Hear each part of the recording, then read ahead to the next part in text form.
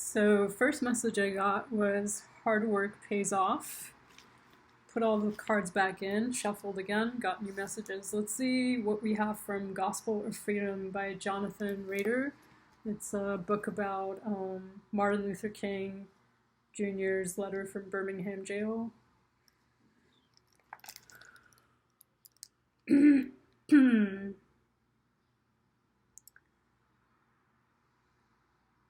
I don't know if I get this. Okay, one source of King's disappointment here is theological.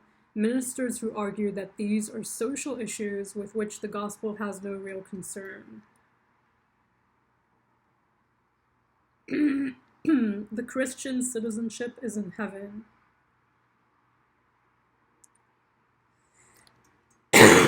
Wow. Yeah, too sick for this. Alright. Let's just keep with the cards. We have 9 of Swords, Despair. 7 of Wands, Valor.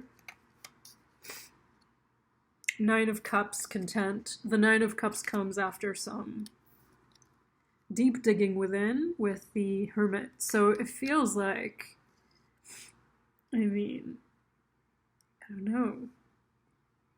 It's a difficult journey. It's kind of like whatever it is that's happening mentally, and this is for the collective,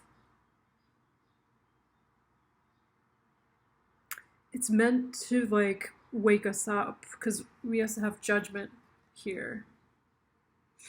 So it's meant to wake us up from kind of a mental pattern of thinking. Like, what was that? What did I just read from? Something about the church, something about heaven. I don't know. It's important to wake up, because when you start waking up, you start defending yourself and you start speaking out for others. There's so much happening in this world, and it's all kind of under the surface, because there are ways in which we are made to feel comfortable, which is great, but then, once you're comfortable, you're not aware of things that the people who are uncomfortable are going through, right? And I think it's in the collective unconscious. It's in our thought process. And there's the 4 of Swords here. That's kind of making me think now of a different interpretation of it as almost like an apathy. There's this apathy that's making us all kind of sleepy. And doesn't this Hermit feel a little sleepy? Together with this card, it's just kind of like you're going within, patiently waiting in absolute stillness, safely held in the love of the divine. Allow the key to come forward in its own time. Is there a sense of wanting to be somewhere else? Let that go and look and see all that is around you. This is the time to gather yourself for the journey ahead as yet unrevealed. Awareness, number 10, could be a 1. Yeah, so you're starting, you're the starter, you're the initiator. We are the initiated and the initiators of this new kind of new world order. Solar plexus, get back into that confidence. I let go and allow the universe to do her thing. I need another quote, because that was not a good one. I'm going to use the Vulnerables, Sigrid Nunez.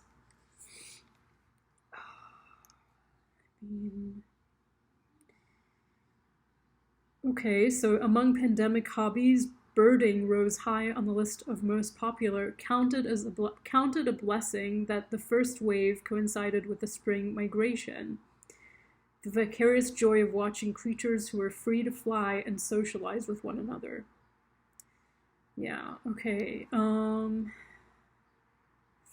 Part of the charm came from paying close attention to something one had always been too distracted to notice before. Something ordinary, something beautiful. Nest building, mating, squabbling, feeding.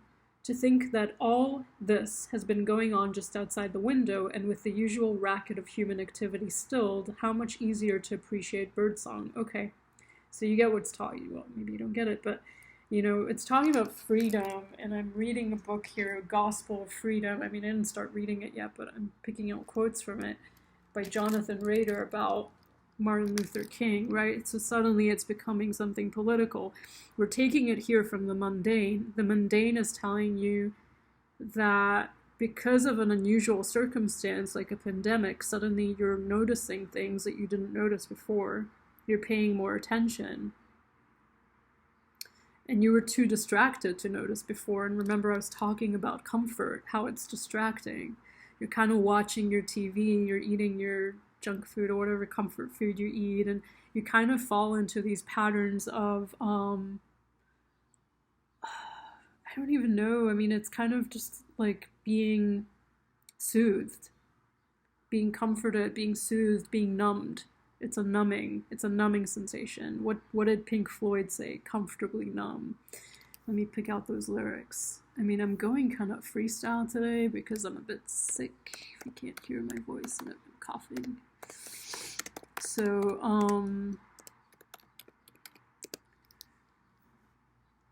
is there anybody in there? Just nod if you can hear me. Is there anyone home? Come on now, I hear you're feeling down. Well, I can ease your pain, get you on your feet again, relax. I'll need some information first, just the basic facts. Can you show me where it hurts? There is no pain, you are receding, a distant ship's smoke on the horizon. You're only coming through in waves, your lips move, but I can't hear what you're saying. When I was a child, I had a fever. Okay, I just talked about having a fever. My hands felt just like two balloons. Now I've got that feeling once again. I can't explain. You would not understand. This is how I am. I have become comfortably numb.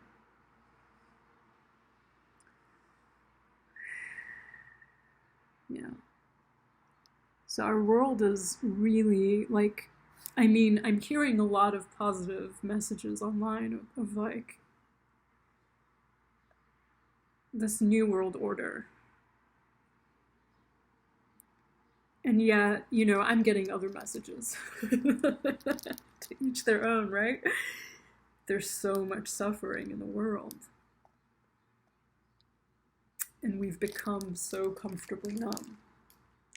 Let's see if I can pick out another quote from here.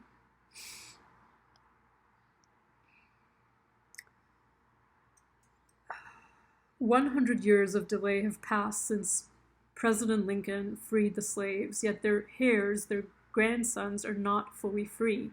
They are not yet freed from the bonds of injustice, and this nation, for all its hopes and all its boasts, will not be fully free until all its citizens are free."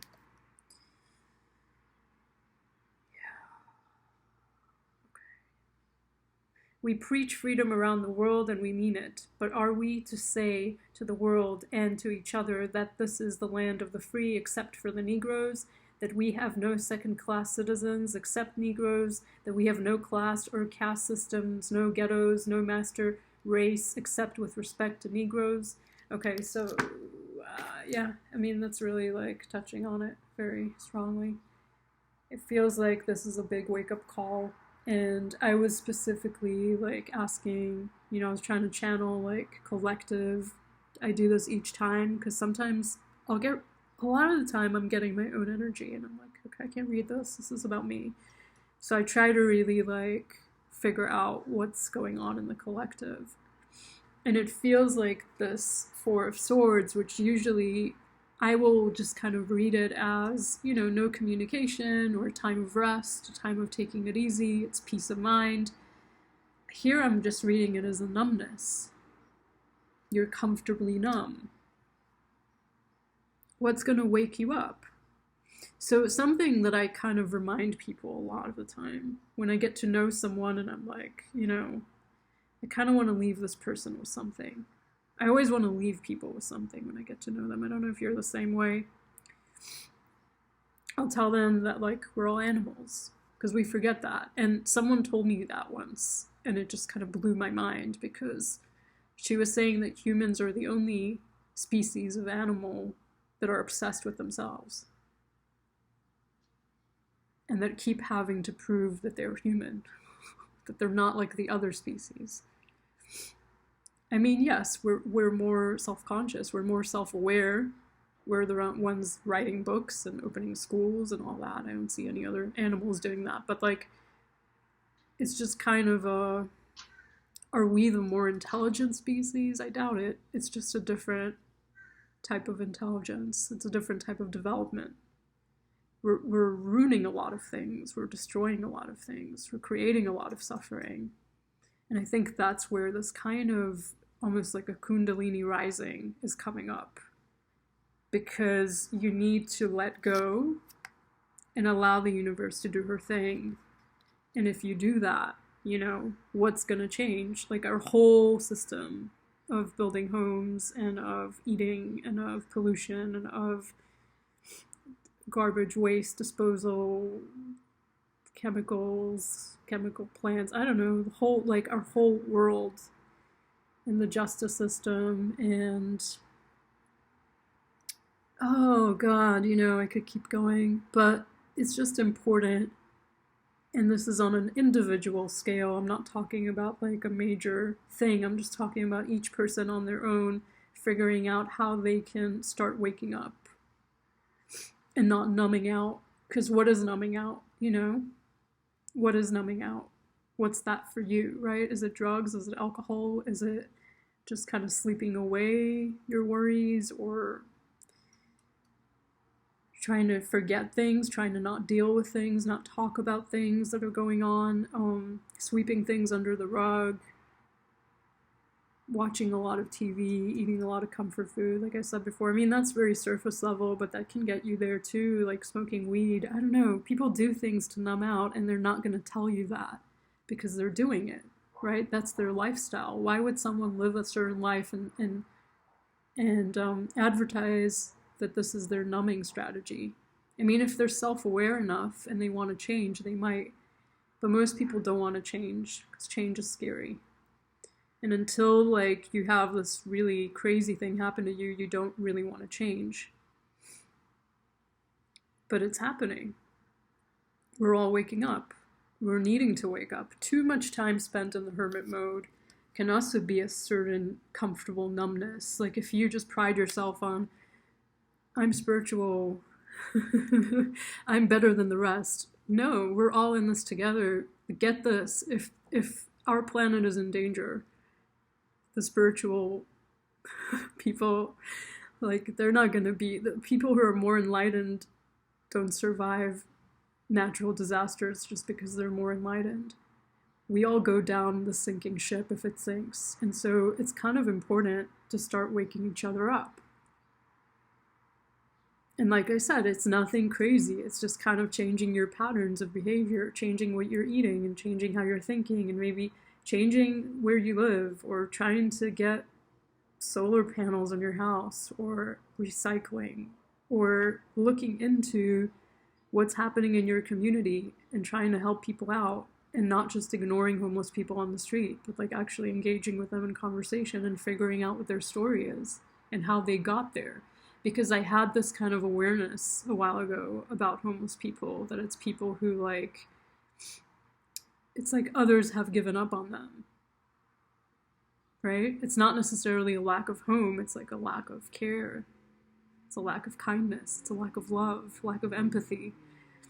And so you kind of need to find this fire within you now to boldly live your life. Like we're all kind of kids, you know, we're all children, no matter how old you are. If you're 80 or 90 or 70 or 60 or 50, I don't care, you're still a child. And you're kind of looking for guidance, you're looking for leaders, you're looking for politicians, you're looking for teachers, counselors, bosses, psychiatrists. You're looking for someone to guide you. Tarot readers online. And you kind of need to be your own person. I'm sorry to tell you that. It's like no one's going to guide you. You can smell something from far away. This isn't right. Something's not right. And you're going to places to try to get understanding about what isn't working in the system. And maybe you're falling into depression. Maybe you're falling into negative habits. Maybe it's a negative self-talk. And all these things are systems. Whether they're systems that are supported by mass organizations or by small groups of people, like family dynamics and friendships and partnerships. All of these systems that keep you numb or that keep you kind of, walking in circles and not progressing and not breaking free of something. This is going to have to be a conversation and continuation, because this isn't going to solve it. This reading doesn't solve anything. All it says is wake up. Wake up, stand up for something. Get your confidence back up. Let the universe take over. Stop trying to control the universe. Stop trying to control the Earth's resources. Make your Earth your home. Don't, destroy it. Don't destroy yourself in the process. What is this about? You're wanting to be somewhere else. Let that go. Look and see all that is around you. Let me tell you something. There was a time where I was constantly looking for this place, this elusive place I could call home. And I found a place I really liked, and then I was going to leave again. And this girl I met was kind of like, this is your home now. Why are you looking for a different place? Yeah, sure, there's issues here. This place isn't perfect. But that's how it is. Every place you go to isn't perfect. Why don't you give your energy to this place? Why don't you help people here? Why don't you help this place grow and put yourself here and get rooted? And I guess what I'm trying to say is this is our Earth. This is our home. There's no other place. And none of us are better than each other. None of us are worse. We're all just kind of here together. The more we can kind of internalize that message, regardless of what happens this year. Wow, this is a big statement. I have to be careful as I say it, but I'm going to say it, because regardless of what happens this year, we are all subjected to the same laws of nature.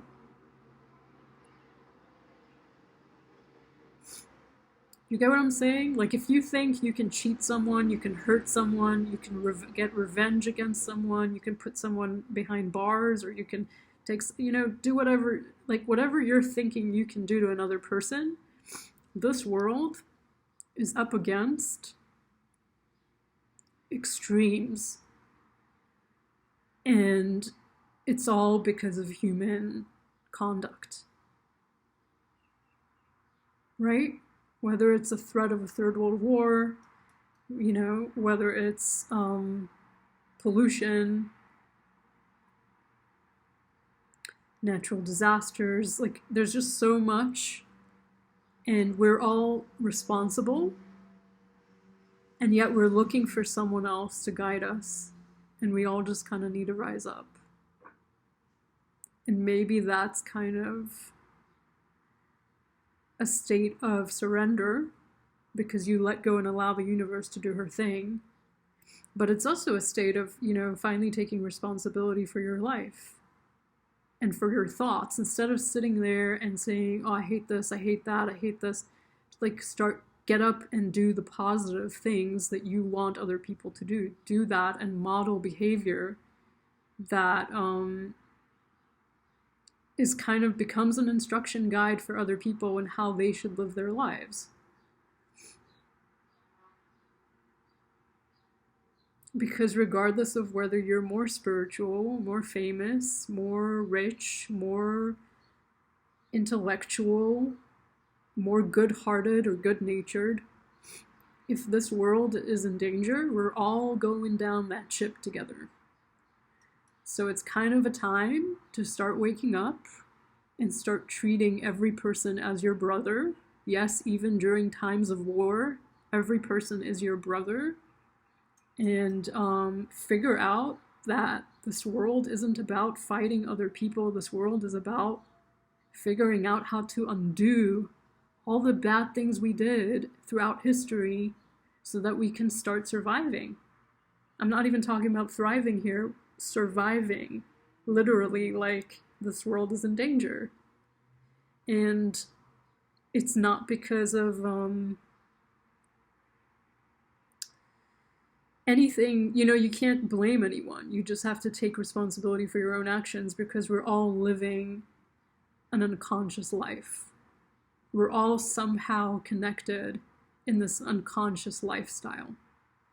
Some of us less than others, but we need to start taking responsibility for ourselves, and we need to start helping as many people as possible to wake up, to ease their pain, right? Their suffering, to ease their pain, to ease their unconscious process, to get them out, to get them awake. We're not living a single narrative anymore. This isn't your life story. You're not the protagonist. You're not, this is not a movie that's about you. This is about the whole world. And we're all in this together. I hope this was powerful for someone. I mean, I'll pick out another card. Let's see what's underneath.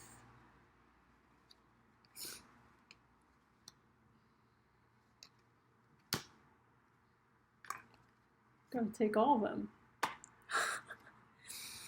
Releasing anger from the past sets me free in the present. I can find peace in every breath. I begin my day with love. By spreading loving energy, I attract more love. Got it? It's not about fighting. It's not about showing that you're better or that you're nothing. Forget it. Forget it. Forget that. We have been this individualistic society, and you might say, yeah, that there are countries that are more about the collective. It doesn't matter. With movies, with entertainment, with music, the whole world's infected with this idea of the individual comes first and the individual has to fight for themselves. And it doesn't exist. I said this in another video, independence is an illusion. You need community, you need support, you need love, you need friendship to survive. Right? Not to thrive, to survive.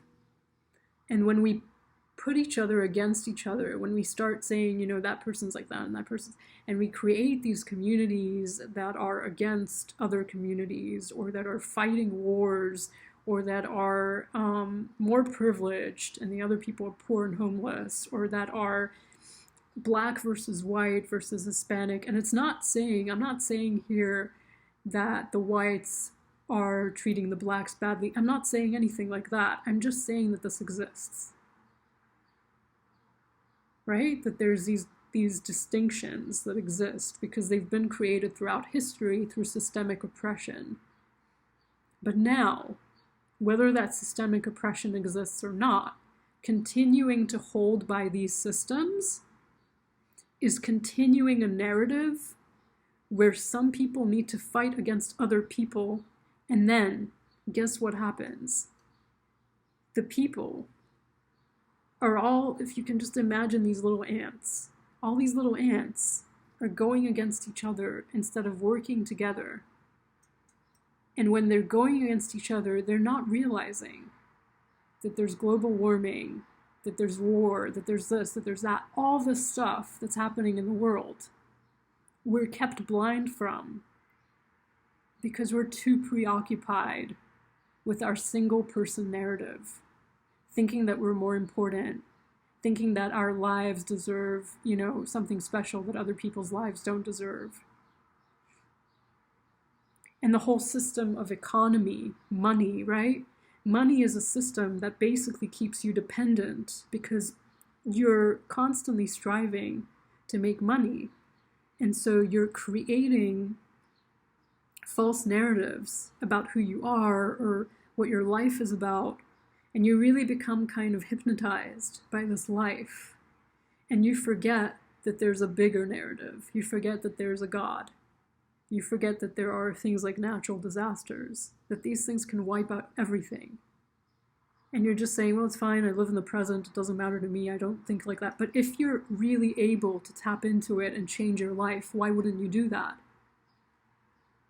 If you could look back in retrospect and say, I had that, the power was in my hands, I could have woken up back then. I'm telling you to wake up.